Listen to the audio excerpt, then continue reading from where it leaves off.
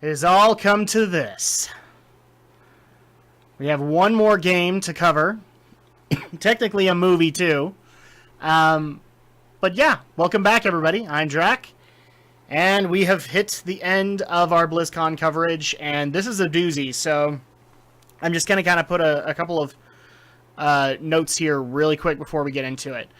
First of all, if you want more details on what I thought about the Warcraft movie, or at least the trailer for it, you guys can look into the most recent episode of Geek News Reviews and Opinions, where me and my panel go over it in trailer analysis. That pretty much encapsulates a lot of my opinions. Not really a whole lot has changed. My quick review of it is, it looks a lot better than I thought it was going to, but that wasn't saying a whole lot. I mean, I thought it was going to have to be 80% CG, and they proved me wrong. So it's looking good so far. I'm excited, but you know, I haven't seen the film yet, so I want to reserve any judgment as far as that is concerned. Second of all, I'm not going to be going into absolutely everything, guys, because World of Warcraft had tons of information. It had amphitheater discussions, it had a bunch of class balance issues, some of which is not even current anymore because the devs have already begun to cover the class changes on their own. So as far as class balancing and things like that, I'm going to leave out. And we'll cover some of the major changes that were announced, but I'm not going to go in depth to that. If you guys want to know that, go to MMO Champion. They have each one as they go up, and they even have the schedule for each of the classes. So if that's what you were hoping for, well, there are also better YouTubers than me to cover that. Preach, I already know, is getting into the class balance. He already got into the artifact weapons, which I might do on my own time, because the artifact weapons is probably the most interesting part of Legion to me. But with that said, so let's go ahead and get into the Legion news. First of all, we have an opening cinematic now, which is what I kind of guessed on the live stream, is that we were going to get one. And it looked really, really good. And it's not just an opening cinematic, it's kind of a handoff into the Broken Shores. So that'll go into the event that is supposed to happen before Legion launches. Legion is supposed to be the Broken Isles, but Blizzard has kept on saying that no, the Broken Shores you will have access to before then. I don't know if I necessarily believe that. I mean, it could be as easy as the Red Portal content, but they're also promising that we're going to get early Demon Hunter access, and that's just, I don't know what to think of that. That being said, though, I am excited for the Broken Shores and what they showed. It looked really, really good. I love the new design for not only the Legion constructs, but also the new demons that they're going to actually create for it. It really kind of gives a new face to the Burning Legion. In a lot of cases, I mean, all we had was really Burning Crusade, and then the slight changes that they made either in Mists, or, well, the minor changes they made in Mists, plus what they did in Warlords of Draenor. So at this point, the new demon kind of look, I like. I think it's really, really good. I also think that the Tomb of Sargeras looks really close to Lord of the Rings material, but that's okay, because it totally works for that kind of mood.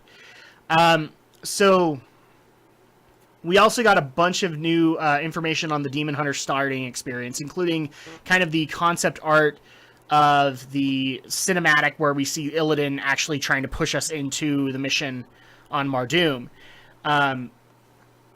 Then we go to Mardoom, and it is a demon hub world, roughly. You know, this is the world where Sargeras held all the demons and all the evil before he went nuts, and then he let it all loose. So we're going to the shattered realm, or the shattered home of Mardoom, to quell the Legion, but also to look for the Sargerai Keystone for our own purposes. And much like we actually thought was going to happen, once we get there, Maiev will capture us, or capture the Demon Hunters, and it's not entirely sure if we're going to get pardoned or if we're going to work our way out of the Vault of the Wardens. They haven't really clarified that, but I would be very interested to find out, because it'd actually be a big FU to Maiev if the Eldari were just let out, you know? Just do that kind of glory lap out of the Vault of the Wardens. Just say, if you might have. But I don't think that's going to be the case. In fact, I'm thoroughly convinced that when we go into the Vault of the Wardens, the end boss will probably be Maiev Shadow Song. It'll be a crazy version of her. So with that, that's pretty much all the information that we got. But we also are going to be bouncing from there into creating our class order hall. And for Demon Hunters, it's going to be on Mardoom. So I'm actually kind of happy about that because they've spent so much time and effort on creating Mardoom that it seems a waste to just leave it there. I mean, even with the Death Knight starting zone, they have Acheris, which has still got a lot of memories to it. So I'm very happy that they decided to keep Mardoom as the Demon Hunter order hall area. We also got another class hall with that, and that is the Dream Grove for Druids, and I was very happy to see this because I don't know how many arguments I'd gotten into online of, well, the Druids already have their class order hall. It's called the Moonglade. Yeah, but here's the thing. We're getting an entire zone, Vol'Shara, that is the birthplace of Druidism. We're getting basically the place where the demigod Cenarius taught Malfurion, the greatest of all archdruids, how to be a druid. So, to not have something in Vol'Shara, I think would actually be kind of a crying shame. I'm not saying I hate Moonglade. I'm just saying that if you're going to go to the birthplace of Druidism and not put a class order hall for the Druids there, it's not. It just doesn't fly for me. I would even be willing to give up, the exclusivity to the Moonglade, which technically has kind of happened over the years, in order to get that. So now we have Light's Hope Chapel as the Paladin one. We have the Maelstrom as the Shamans. Supposedly Dalaran Sewers for the Rogues, although I have a feeling that they're going to announce something different because or at least their feel of class order halls was supposed to be you feel genuinely part of the class. And again, I just don't think that the Dalaran Sewers are going to be it. But the way that they kind of described it, I don't think Ravenhold Manor is that either. They really do need something unique for the Rogues. I don't know what they're going to plan on doing, but okay. So we have those. I don't think it's been said, but I think it's fairly certain that the Violet Citadel or someplace in Dalaran is going to be the Mage class hall. The Warlocks are going to get a Demon Hub World. We don't know what that is. It's not Mardoom. And now obviously we have Acheris for Death Knights. That's going to stay. And also we're going to be getting Deathgate-esque mechanics to it. So the one that they actually... Oh, and we also know the Hunters. The Hunters are going to get an area in High Mountain that they have kinship with the Giant Eagles there. And they will actually get their own flight network along with... I'm assuming all the other classes will get something to this effect, because they kind of hinted at that, where Druids will be able to get access to the Emerald Dream, or the Emerald Nightmare in this case, and be able to travel to places where the Nightmare is more prevalent, or the Dream is more prevalent. So that's going to be an interesting concept. They even said, like, if you're a hunter, when you want to go to your hub world, you will summon an eagle to fly you back. That's pretty dang cool. So I'm really liking what they're doing with class order halls, but I really want to know the specifics. Also, one of the other things that got announced was every artifact weapon is now up, and the link is on MMO Champion. Sorry, guys, I'm going to need a drink because this is going to be a long video. All artifacts are up. I've actually taken a look at all of them. They are all pretty good, except I have one tiny little gripe, and I know I am completely out of nowhere for saying it, but when you bring up artifacts like the Ashbringer and the Doomhammer, it kind of gets the thoughts flowing of, this warrior weapon. So, for example, like Gorehowl. Gorehowl is a prominent warrior's weapon because of Grom Hellscream being a Blade Master. So at that point, it's just like, oh, crap. That means for arm spec, since it's strictly two-handers, you could get Gorehowl. Or another one that I actually speculated on for Fury Warriors, which was Muradin Bronzebeard, who is kind of the premise for a lot of the Fury Warrior-esque abilities as a Mountain King. It would have been really, really cool to get his axe and his hammer as your weapon. This is not happening. They've already made the announcements, and a lot of them are familiar, but a majority of them are not. A majority of them have their own lore that we may not know. We may know about, but we may not. And so that's kind of my gripe, is I really wish there were so many other weapons to be able to do, and if the Legion's going to invade, and we're going to lose a lot of, or supposedly we're going to lose a lot of heroes, or they're going to lose hope, then I would like to be able to secure those weapons, and they haven't said who's going to die and who isn't. Another example would be Charlemagne, because I don't know if Varian's going to survive this. It'd be nice to have his sword, but they've already kind of made their decision, and mine's a tiny gripe. I'm not saying that the weapons that they've come up with are bad, not by any stretch. They are not horrible. It's just, I really wish that they could have delved into the class lore a little bit more and gotten prime weapons. Another prime example is, I remember seeing for a while there a rumor that we were going to get like Uther's Hammer and Librum for Holy Paladins, and it was going to be the emblem of the Silver Hand, and they were technically right, because it's the Silver Hand, it's just Tyr's Silver Hand. So, it's like, but I wanted to go back to Uther's tomb to claim it, and maybe even bring his spirit back to the tomb. So, it's a little disappointing, but I'm not disappointed by it. I'm not utterly disappointed, like, I'm going to quit the game over it. The artifact weapons are really, really good. And here's the thing. I'm a druid, and I get 2 really good artifact weapons. First of all, I get the freaking Scythe of Elune as balance. Yeah! The weapon that created the Worgen on my Worgen druid. Yeah! I'm very happy about that. And then I also get the Claws of Ursoc and a new bear form. So I'm a Guardian balance druid. So both weapons are just awesome. But I don't have to worry about that, because another announcement that they had was that they are going to unlock the specs. You can have tri-spec on your character, or quad-spec for druids, or, well, sorry, demon hunters, dual spec, because you only have 2 specs.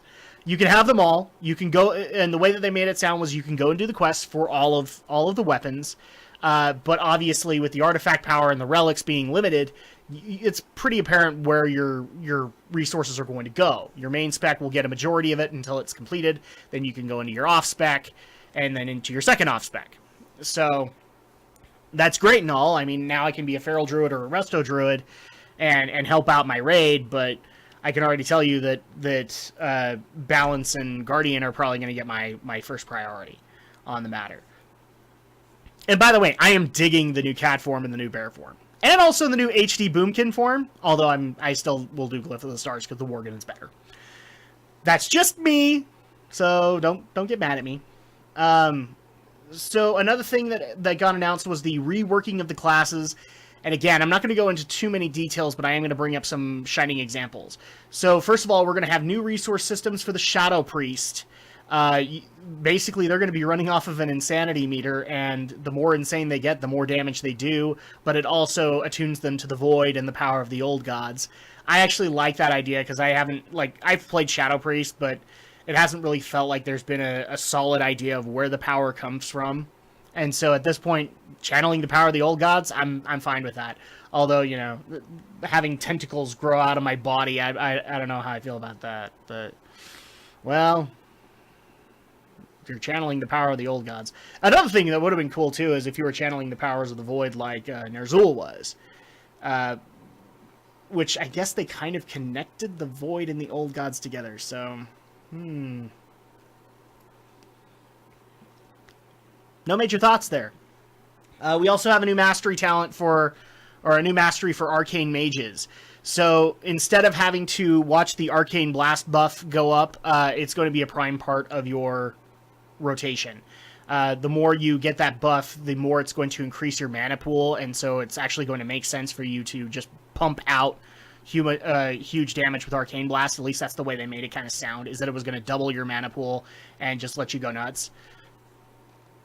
Discipline Priests are also going to get another unique resource system where they're actually going to be using the concept of atonement, and also kind of adopting from the Mistweaver Monk and allowing for priests to do damage, and while they're doing damage, that's also how they heal. So I like that idea, because that's one of the things that the Monk also brought to the table, and I've loved that on my little Mistweaver Monk. So I'm glad that another class is going to get it. And also, another gripe I've had with the priests is These are holy magic users. These are not, like, paladins are not the same thing, because it's holy magic plus martial prowess. And I've wanted a class that can actually channel holy magic and use it. And it's kind of bugged me that, priests haven't been able to do that. Well, this is kind of Blizzard's answer, so thank you, Blizzard. I appreciate it. The other thing, too, is the reworking of subtlety rogues. They are basically becoming the ninjas of Warcraft. There's no other way to say it. The whole Shadow Dance mechanic is becoming their primary concept. So you actually will have a chance to get back into stealth form, to be able to do your opener again, and to be able to continue to shift in and out of stealth to get the job done. And that was a really cool concept. I know a lot of rogues that are excited for it. And then finally, the biggest question that people had in the room was, with Demon Hunters now available, and the fact that one of their biggest abilities is Metamorphosis, how does this affect Demonology Warlocks? And thankfully, Blizzard kind of answered in the way a lot of people wanted. Instead of becoming a demon yourself, Demonology is going to be a strictly pet build. So it's going to be based on summoning, and more summoning, and that's really what it should have been for a while there. Don't get me wrong, I've enjoyed Metamorphosis on my Warlock, but I've also just kind of looked at that and went, well, Demonology is more about summoning demons and binding them to your will, so not becoming a demon, it's just, being able to summon torrents of fellhounds. And it sounds to me like that's the direction they're kind of going with it. So, that being said, that's pretty much all the major class design things that they're going to do. If you want more details, go to MMO Champion. They're going over each of the classes each day. So we also went into the new demons. We also got new enemy designs, and specifically the ones that caught my eye were the Nightmare Dragons. So Val'Sharah, the first, or not the first. I'm an old WoW player, and there's always a first zone. Not so in this expansion, but we'll get there. The zone Val'Sharah is the home of Druidism. It's also home of the original World Tree Shaladrisil. And it's also where the Emerald Nightmare is trying to make its way into Azeroth. So there's a good portion of the zone that is taken over by the Nightmare. And one of the ways that they try to show this is Nightmare Dragons. So here's where, if you are pre-vanilla, this is not going to make sense to you. But originally, there were gates into the Emerald Dream where corrupted green dragons, were world raid bosses. And so you had to take them down. Since Cataclysm, I think only one is actually part of a quest line in Feralas, but the other two have not been seen from, except from in a novel that was made around that time called Storm Rage. So what they've decided to do is, we're actually going to show these corrupted green dragons in Val'Sharah, except they look really, really good. They have kind of that black and red kind of twinge to them. Some of the dragons in there actually have kind of a rotting kind of aspect, which is very similar to what they did in Storm Rage. They made it sound like the dragons were rotting from the inside out.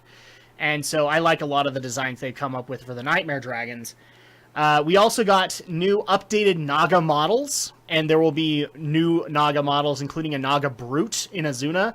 That's really cool. I've been begging for some new Naga models. Not to say anything bad about the ones we have, but they are definitely getting older. And then also we got one of the imagery that I really wanted was, we're going back to the pinnacle of Night Elf society and the Highborn, and they're survivors. And it's just like, okay, so they're gonna look like Night Elves, right? Not really. So there are two kind of factions. There's technically three, but we only got one kind of concept art image for it. One is the Nightborn. These are the people who live next to the Nightwell in Suramar and are constantly being fed magic to fuel their addiction. And the way that they kind of made them look was really ancient Egyptian-esque. And so it's Night Elves, but with like this ancient Egyptian twinge to it. It really looked good.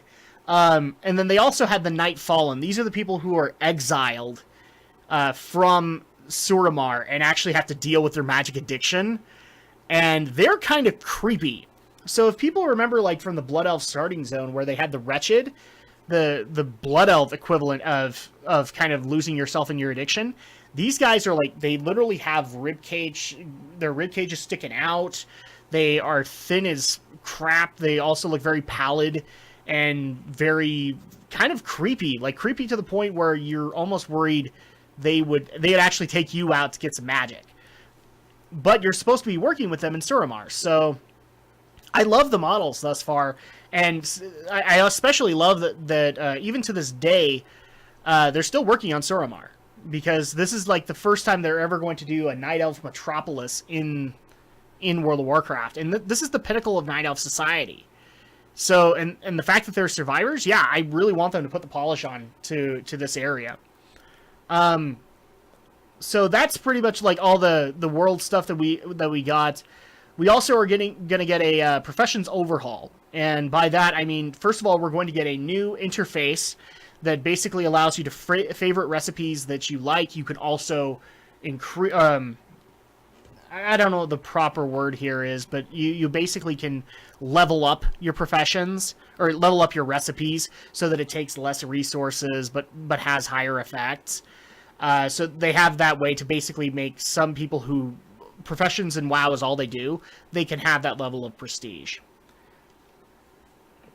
The other thing they're going to do is they're going to put professions back in questing again. So with this, the example they gave was tailoring, but you would have to find an expert in the cloth of the Broken Isles, and you would have to learn how to properly do your tailoring with it. But the guy that you got was like a Nightfallen, so at that point he might, you're supposed to be making this magical gear, he might just try and, suck the magic out. And they also even said, like, as you go deeper into Suramar, you might actually find out why this guy was exiled from the Nightborn. And it actually hinted at, like, really good stories, enough so that, and they say that they're doing this for all the professions, and I like that you're going to have a starting profession from the beginning, and they've actually said that the professions would continue to have questing well into the end, or, at least until the end of this expansion. That's a great idea, to have this expert come in and teach you how to use proper engineering for the Broken Isles, and then have a continuous story with them as the patches come out and you have to learn new recipes. That's a good idea, in my opinion. The other thing they're also doing with the professions interface is they're going to have a tab for unlearned recipes. Thank goodness. So to all the people, including me, who have immediately, like, they're trying to get every recipe in engineering or enchanting, they will actually list, this is the recipes you don't have and this is how to get them. So that's a great idea, in my opinion. The other thing they're doing with gathering professions is mineral and herb nodes will now have a shared radius that everybody within a certain area will be able to get herbs and minerals from, basically to help curb the problem of, and I'll admit I'm guilty of this, because some weeks you just got to get it done, of, the occasional druid or whomever just coming in, swooping in, grabbing your herbs and then flying off. That's basically to solve that problem, and that might actually be a good idea. It's a little weird, but it works. The other thing too is that they do want item upgrades, and they have introduced a new resource called Obliterum. So basically, like, the example that they used was, if you're an enchanter, you can disenchant the stuff and create Obliterum, and then upgrade your current items with it. So that's going to be something that I have a feeling will be utilized in the expansion. I actually wonder if it's going to make things stupid difficult. I have a feeling there's going to be a roof to how high you can upgrade your items, but I have a feeling also that people will be hoarding Obliterum. And maybe even guilds will be hoarding Obliterum to make sure that people are getting the most throughput of everything. The other interesting announcement that they had was, and I don't know necessarily if this is a good or a bad thing yet, but scribes are going to lose kind of their main money-making force.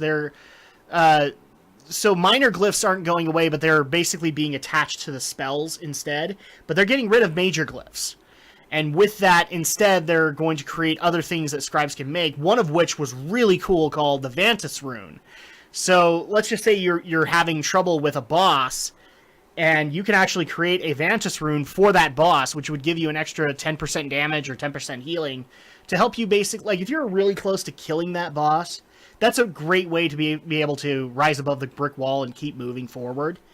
And at that point, it's also, I think, going to be hard enough to make that you can't just abuse the system. So the example that they made was Vantus Rune Xavius, because Xavius is going to be a boss in the Emerald Nightmare, and so it's a 10% increase. It's just to help you get over that little brick wall that you have. Like, let's just say you can get him down to 20% or whatever. Then this is to help you get that extra 20% done so that you can move forward.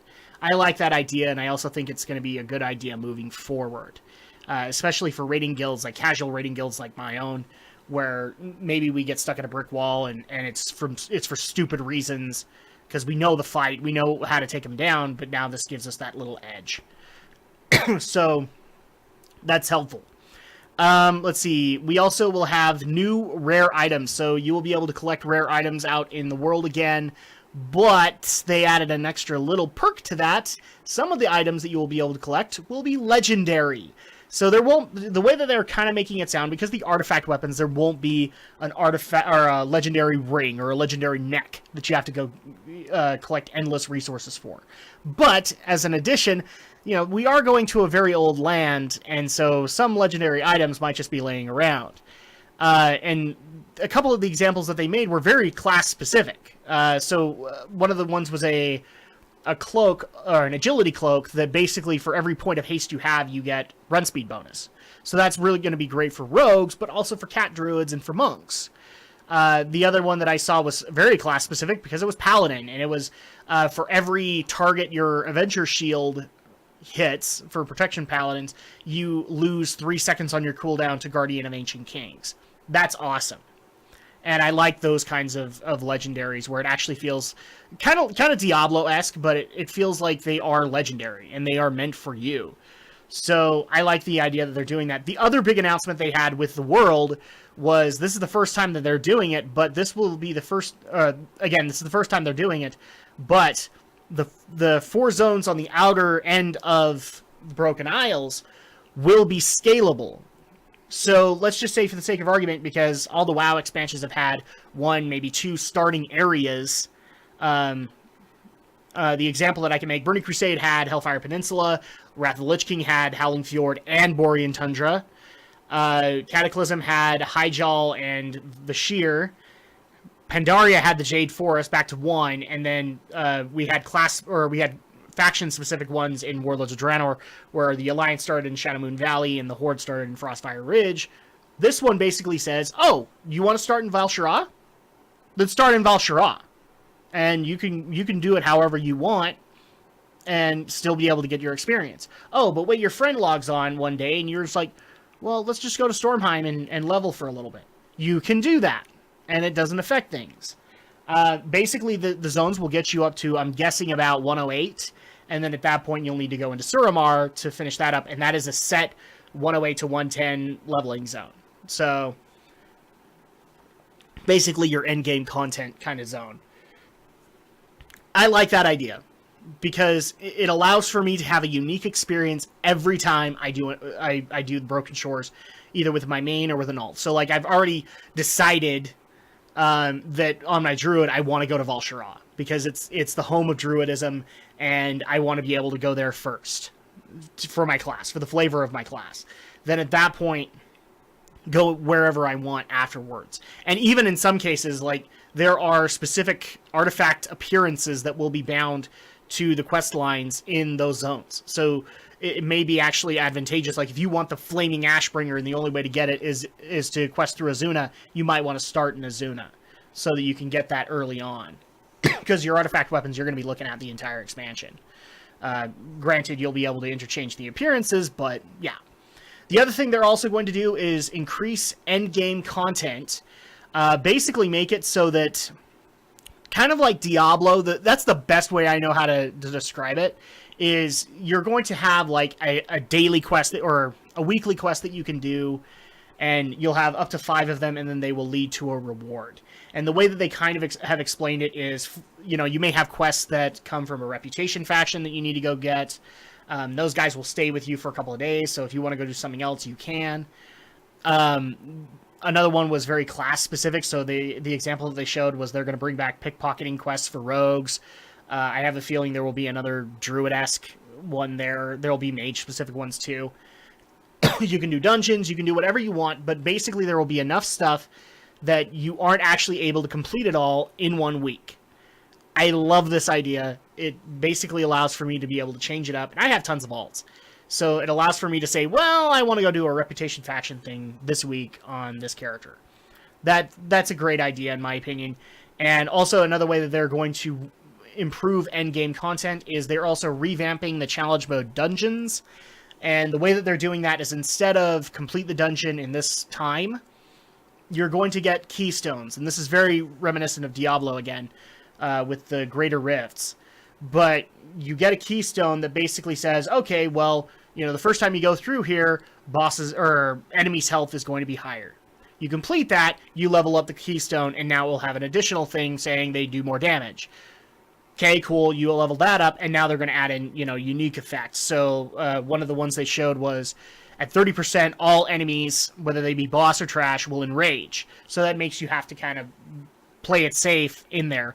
Or for healers, you might actually get a debuff that from the minute, or the very minute you walk in to that dungeon, you are hit with this debuff, and the healers have to keep you alive that entire time.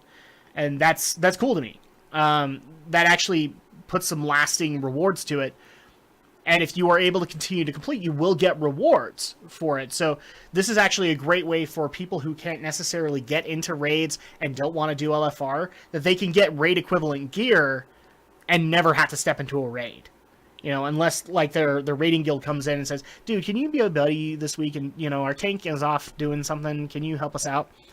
That's great for me as a raid leader, also as a player. I think that's a great idea for people to be able to not feel bound to raiding if they don't want to.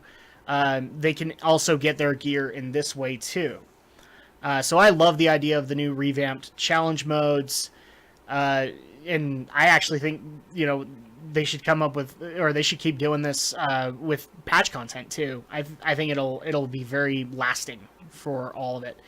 I already talked about Tri-Spec. I'm just basically working my way through a list, guys. The other thing is, they didn't officially say it. I know that this expansion is called Legion, but they have also said that Old Gods will be part of it. Obviously, the Naga are involved, and the Emerald Nightmare is involved, which is Old Gods. They also said that a couple of artifacts, you might actually have to deal with some Old God influence to get your artifact weapon. But I think the biggest news that people loved was the transmog overhaul. I'm just letting it sink in. The transmog overhaul. Basically now, it's going to be like, I hate to use the comparison, but it is. It's Diablo.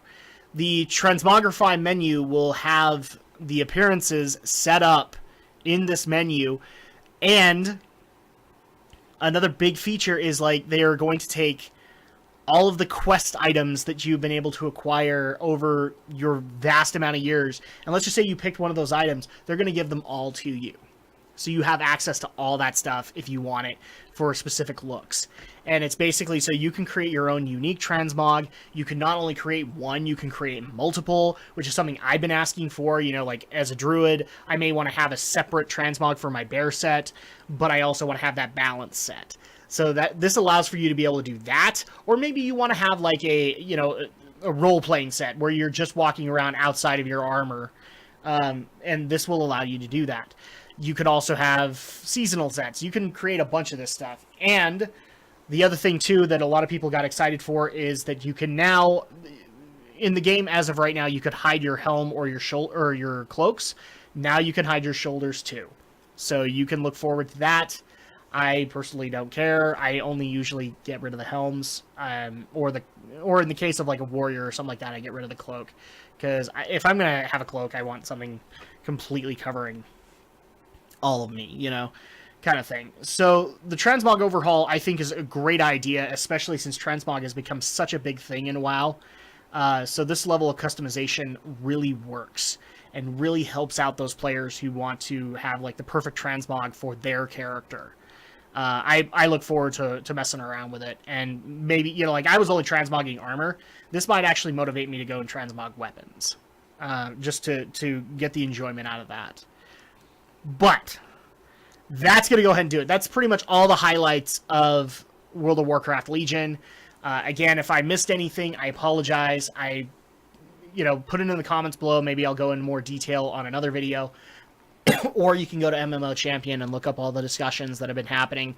But that is a huge list, and frankly, I'm out of breath, and I've got other things to do, unfortunately, including the fact that I'm actually waiting for Legacy of the Void to come out so that I can start my review of it. But that's going to go ahead and do it, and overall, my thoughts on BlizzCon this year, awesome. Awesome. Like, I usually get a little frustrated when there isn't news for a specific game. Everything had news. All the news was awesome. And so at this point, bravo to Blizzard for BlizzCon 2015. I'm so happy that I was able to do this for you guys, but not just for you guys, but also for myself. And you guys can stay tuned. So I will have some upcoming announcements in the next few days. I am looking forward to bringing live streams back to the channel, and probably with more Blizzard or Steam focused content instead of the consoles, at least until I can figure out the other issues there. But in the meantime, I am Drak, and I thank you all for watching all of the videos for BlizzCon 2015, and I'll catch you next time.